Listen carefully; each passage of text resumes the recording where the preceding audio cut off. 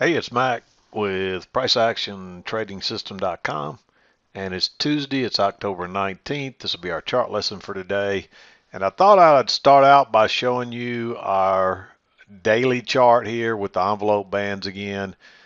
We made a huge move up here. It's been a nice rally, and you can see we clearly blew through that measured move from yesterday, and we're getting up in here in oversold territory now. But notice we are very close to testing that original high for the all-time high there. So this market, you just can't keep it down, unfortunately, or fortunately, I should say, not unfortunately, but fortunately, it continues to go up. I guess um, as day traders, we really don't care which way it goes, but for the general health of the economy and because a lot of us have long-term investments. I don't buy and sell a lot of stocks as far as day. I don't do any day trading in stocks anymore. However, I do hold some for long term, and this is just good for them and good for the overall economy. So hopefully the market continues to go up. Again, as long as it's moving, as a day trader, we could really care less because we can make money either way just as easy. So that's one of the benefits. And a lot of times the down moves are really fast and strong and quicker than even some of the up moves. But this has been a nice move up. We clearly have more than two measured legs up now. So wouldn't surprise me at all to make a new high before this thing backs up some. We're definitely getting in oversold territory, but there's still a little room here. I mean, I've seen it, especially in this uptrend, break above, get up there close to the brown and even above it a few times. So not so much on this chart, it doesn't look like, but if you go back to some of the previous month charts, you can see that. So, but all the same, we're close to being near all-time highs again here. So, I mean, it wasn't very long ago we were down here at 4240s something, or 4250. Looks, well, maybe that's just around 4260. Let me just see what the low was. Low was 4260, so there you go. And looks like the all-time high has been up here at 4540, and we closed today at 4515 and went as high as 4517.50. So we're getting close to testing those highs, which I figured we would, even if we're going to sell off and have a huge bear market. You're almost a trend that's been going this long. You're going to get a retest of those highs, and it wouldn't surprise me if we don't continue to trade higher for a while. And there's a little trend working up here, like so. I'll add that. We'll get rid of these measured moves because we're far done from that. And just as I told you before, a lot of times when you don't make these measured moves like this right here, that generally means you're going to go further and stronger in the other direction. So it was hard to kind of generalize that happening at one time when we were really struggling to go higher, and every time we did, it sold off real quickly. But you can see the price action, the rules we follow, pretty much right in line, even on the daily chart here. So um, that's where we stand. Let's flip over to the intraday 2000 tick and go through our trade. And here we are with our 2000 tick chart. And actually, I wanted to say this real quickly. I haven't probably said this in a while, but I don't really read the comments anymore. It's just I don't have time, and it's generally the same basic questions, and generally somebody will answer them anyway. But and it's just a headache because you always get people that come in and throw out craziness and throw out this is this and that, and if you don't agree with what we do and you don't like what we do, you don't have to watch the videos. They're free. They're here for people that want to learn. They're really here for for our members and people that come to the website. And if anybody else wants to come watch them, that's great too. But if you don't like what we do, you don't have to watch them. So that's how I feel about that. And so I'm not going to waste my time trying to convince people or argue with people. We've been doing this long enough to know we know it works, and we know, I mean, you can go back and look at thousands of videos. I've given you the same message for 10 or 15 years, Now it never changes, and the same things happen every day, and we show this stuff over and over. So, um, if you want to watch it, great.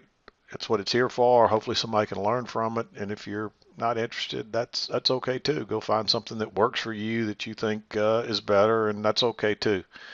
So anyway, I didn't mean to get off on that tangent, but I just did want to explain to people why I don't the answer any of the comments and stuff anymore. I just don't have time, and it's just not worth the effort. And most of it's just repeat questions. If you go back and look at old videos, they've been answered 1,000 times. So, or else you can go look on our website and find the answer in a few seconds, probably if you use our search function. So it's all out there. And the other thing I wanted to say was, as far as the trades, every now and then I'll see a comment pop up and people will say, why don't you show your losing trades? These are, look, make sure you understand, these are not necessarily my trades. What I'm showing you here is I'm showing you the trades that set up using our strategy that you should be able to find if you're following our strategy and using it.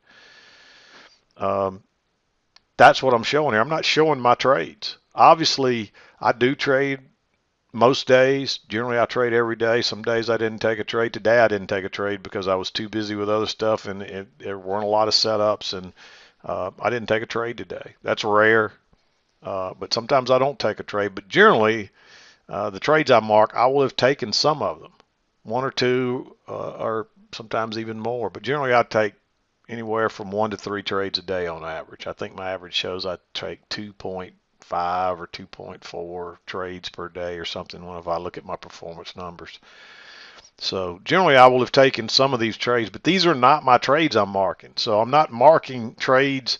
So that's why there's no losing trades on here. The whole idea is to show you the trades that set up that you can learn to find them on your own. So I hope that's clear for anybody that's new and coming in here. I haven't talked about that yet, but if you watch the disclaimer at the beginning of the video, it explains that, and people don't take the time to watch that sometimes, I think. So anyway, let's get to the trades. There's several of them today, and it's a little different day. It looked like we were going to start on a range day, and really you could argue this wasn't much more than a range day, but we did trend up most of the entire day. We sold off a little just prior to the market where we went flat, and then it was uphill all day. So really from 8:30 on, it was uphill, sideways to uphill. And we did have one correction here where we came back and tested the breakout. It held and eventually went higher. So this day looks very similar to yesterday. Starts out looking like a possible range day, and then the next thing you know, we're trending higher. And so we may see some more of that. Actually, I wouldn't be surprised if we don't get a correction here in the next day or two, because we're definitely getting into oversold territory. So let's back out, go through the trades, and there's a few of them today. So I need to get moving because we've already used 8 minutes of our time here, and I don't have the first trade talked about yet. So, but early on, we had a little double bottom. We traded up in the overnight. We made this high, came back first entry, and we just went right through the EMA. I mean, there's hardly very little resistance there at all. Made a second entry long that broke higher and failed and turned down. So it went out the other side. I like going short. I don't think I would go short one tick below this huge bar here. I mean, that bar itself is 14 ticks. So actually, if you didn't enter on the engulfing bar, you would have went short below that one. And that gives you an extra tick or two. But honestly, I think I would only enter this one on the engulfing bar. And most newer chart readers probably should avoid engulfing bars as well. So I'll make that, I'll clarify that point as well. But this sets up a nice, what looks like it's going to be a reversal. Doesn't matter where you entered, it would have worked. But I just think I like entering one tick below this bar. When you see this, a downtrend like this, and it breaks one tick higher and turns and eventually it starts instantly trading lower and goes, that's not a good sign. That's a sign that you're probably trapped, and it's probably going to trap people and run their stops on the other side. And you can see we got the break here eventually, 2 legs down, and it looked like we were going to reverse. You might take this long. I'm not crazy about it.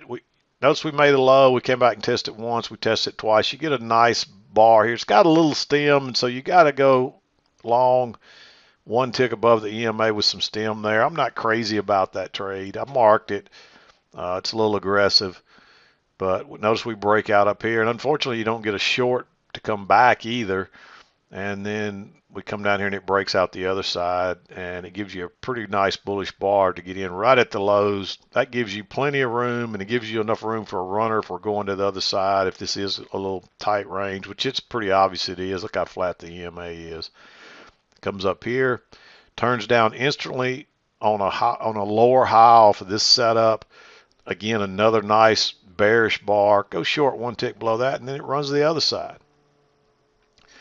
And in a tight range like this, that's what I would be looking to do. Just scalp out. I'd put, if I get any runners on these breakouts, and when you can get in at the very high and you got room, try to get a runner on these. Just look to exit at the just in front of this high and just in front of this low. And if you do that both times, you get almost all that move out of it. We actually commit back with a higher low here, but the signal bar is not good enough. And then we turn down again and make a lower high. It breaks higher. Look at that big bearish bar. As long as you got room to get out here, take that. That is a little congested, but hopefully you can understand. If you're a new chart trader, you probably want to avoid that because it's congestion. There's no rule that says you can't trade congestion, but I can show you over and over where trades fail, and they're generally in congestion. But if you can understand why, and the reason is there's still a lot of momentum on this buying here. People are thinking it's going higher, and there's just too much selling there, and then suddenly they give up, and it makes that lower high again. It ticks up just a tick or two and turns down. That's a sure sign people are trapped. I really thought it would come to the lows again. It doesn't, but you can get out of that. I mean, there's plenty of room to scalp out of that. You may not could have got in that without using a limit order because it does gap over and keep going, but I think you could have probably got in. It backed up, but if it didn't, it comes back here and it ends up going back down again. You get out either way. It's tempting to go long right there, but that's congestion. We're not back to the lows, so it could break higher right there and turn back down on you. But it does make a higher low. It pushes up. It actually breaks on through here. Doesn't close but pulls back. And then you get that little trap when it breaks lower and turns up. You could go long one tick above this bar, but you're probably better off to wait and make sure this bar closes bullish. And if it does, you can go long there. It is kind of into this resistance here, but I guarantee you there's a trap going on right here, and you could tell when it broke through how it closes on its very high. And it's not long before it's moving higher. Of course, we reach the overnight highs. We turn down. Try to go higher once, twice, and we can't even get back up there. We make a lower high. Normally you couldn't use this for a short signal bar, but because it's a failed second entry long and there's plenty of room back to the EMA, I like going short if it breaks lower, and sure enough, that's a nice move down. It does make a lower high here. You could actually enter on that one too. I didn't mark it, but you had to figure prices are probably coming back to test the breakout. But they kind of tested that right there and then broke higher. But you would figure they're coming back here. And if you extend this, you can see that's where we came back to test that. And that's common. That's what you see a lot. So even though I didn't mark that one, I'll at least mark it green. But you could, it's not a bad trade right there. It's just that we moved a little bit further than I like to consider that a lower high. And it's just a first entry short. So I'll mark it green. But when we do bounce here and get a second entry long, I like going long because there's plenty of room back to the EMA just to ride it back there. And if you're lucky, and this is a trend line working up here that we just bounced off of again too, then you may catch the low of the day, and lo and behold, that's what that is. And if you catch that, you're probably going to get a runner there, and you can ride this thing up. You can see there's a little short-term trend channel. You get a break, new high. Then you got a short-term trend channel, break, and new low. And that's also a second entry long. Notice the new high. First entry. Comes on down. Second entry long right there. And you got your break and new low. It's right at the EMA. I like going long there. Normally, sometimes you want to be careful that you didn't get back to this support or this trend line, but look how you came up short. So it probably, you would think, what you would tell yourself is, hey, we probably haven't finished to the upside yet. We haven't. We never did get back up to test that high again, but that's what I would be thinking right there. And that's why I like that long. Just for a scalp, and if you get lucky, you may get to ride it on up. And if you didn't like that one, a few minutes later you get a first entry, second entry, and a nice bullish bar. It's a failed second entry short that's probably going to trap people. And look how it rockets up real quick. That's because it traps people trying to pick tops. And there's another thing too here that you might expect this to be.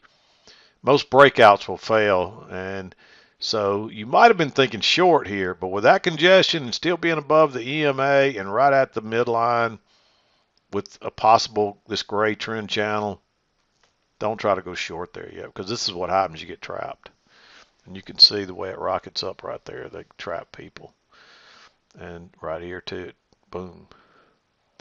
Comes back, you get a first entry. Comes back, you get a first entry. You just right in here on both sides of the midline. It's hard to say. It's hard to know a price is going to go on up or go on down. So you just kind of have to wait, and then you kind of get in this little channel going along here. But really, you got a second entry long. Even if you didn't see this channel, you got a second entry long. Um, and we've bounced here a couple of times, and it's a fairly small bar, like 4 ticks. I mean, that's very low risk entry. Quick, easy. Well, I wouldn't say too quick, but it was fairly simple scalp, and that's all you're going to get out of it.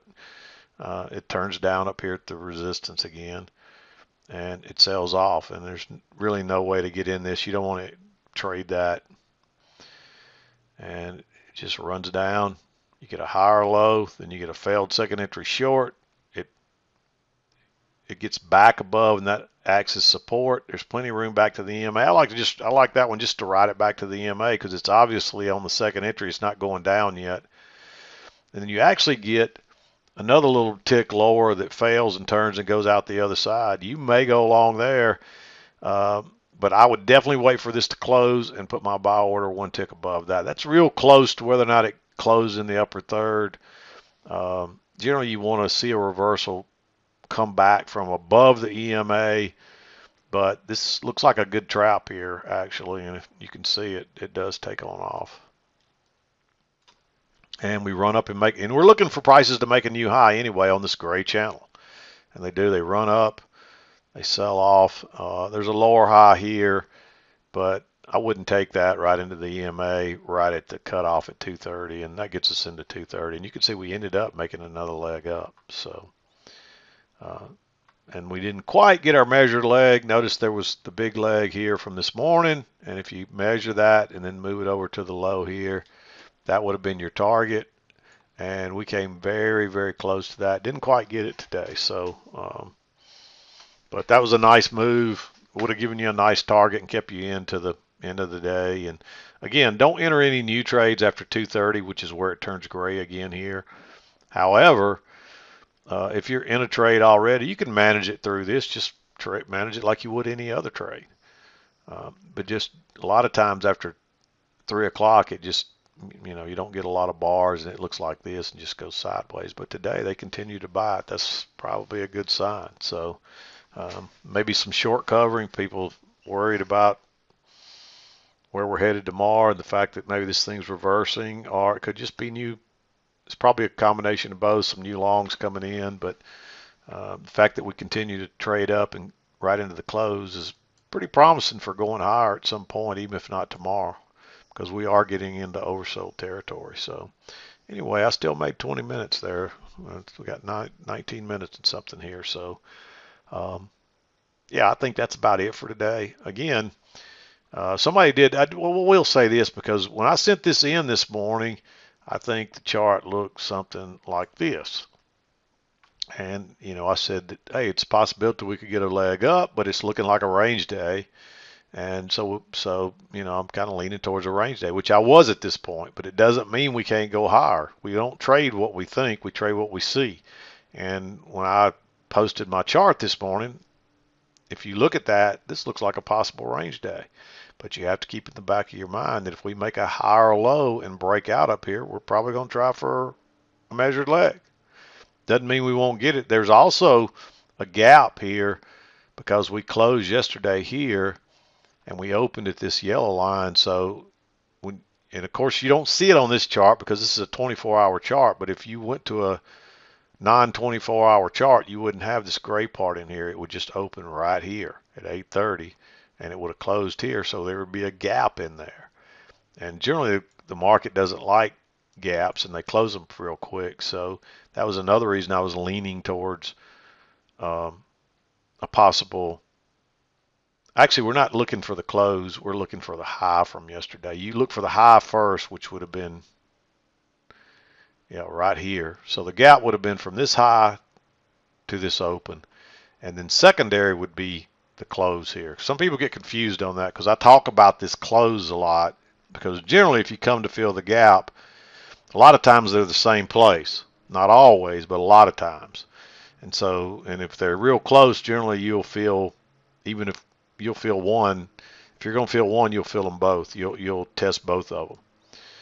And so that was another reason I was leaning towards a range day. But no, we broke out and went higher. So we got a gap on the chart, and it wouldn't surprise me if prices don't fill it tomorrow, because we are getting into oversold territory on the daily chart. All right, that's going to do it, folks. I hope you learned something today, and we'll be back again to do it tomorrow. But I'm done for today. This is Mac with PriceActionTradingSystem.com, and we'll see you next time.